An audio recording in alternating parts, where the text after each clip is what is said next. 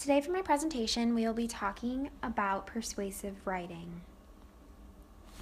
The writing standard that I'll be using states that they should write arguments to support claims and an analysis of substantive topics or texts using valid reasoning and relevant and sufficient evidence.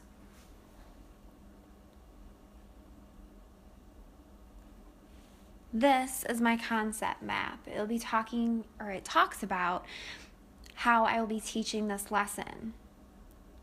As you can see, there's the persuasive writing, and it branches off to content, assessment, and activity. The content involves the research and structure of a persuasive essay or speech. The research revolves around works cited and valid research, and your structure has the 5-paragraph format, which includes hooks, introductions, transitions, and conclusions. For the assessment, they'll be doing a persuasive essay.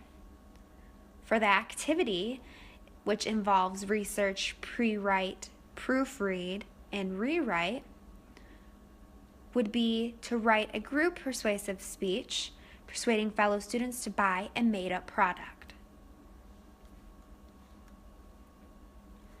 Persuasive writing. So this is presenting reasons and arguments with examples to influence action or thought. It requires the writer to state a clear opinion with reasons and explanation. Support is important for your argument. So persuasive writing is to persuade an audience. You want them to believe what you're saying. The research for your persuasive writing is very important. It helps you show your argument. It allows the audience to be compelled to agree with your argument. But with research, you must cite that. So you need a works cited page and an MLA format. Also, you want to make sure your research is valid, like I stated before. This means you don't want to use Wikipedia or blogs or fan sites. Valid research comes from a professor or a book, something that's been published.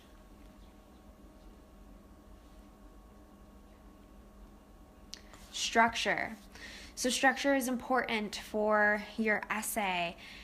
You have an introduction paragraph, which should include a hook and a thesis statement. You then go into your body paragraph, which includes your first argument. You should have research and evidence in this paragraph.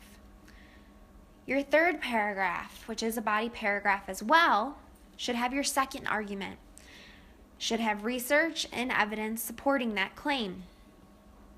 Your fourth, and if you need it, fifth paragraph is a body paragraph as well, but it is used to compare and contrast your arguments 1 and 2. You will need research and evidence and also a closing argument within these 2 paragraphs. Paragraph 6 is your conclusion. Within your conclusion, you should restate your thesis. So how to produce a persuasive essay? You want to do your research first. You want to know what you're talking about because that's the most important thing. You do a pre-write, then you proofread, then you have a final copy.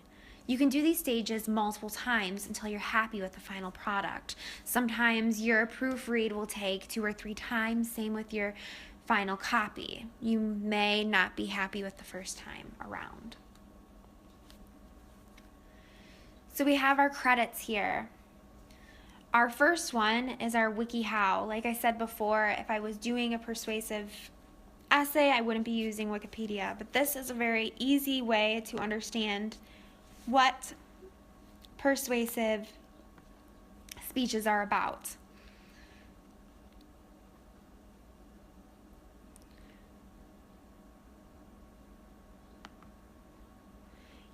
also can go to the standards here. This was where I got the standards for English.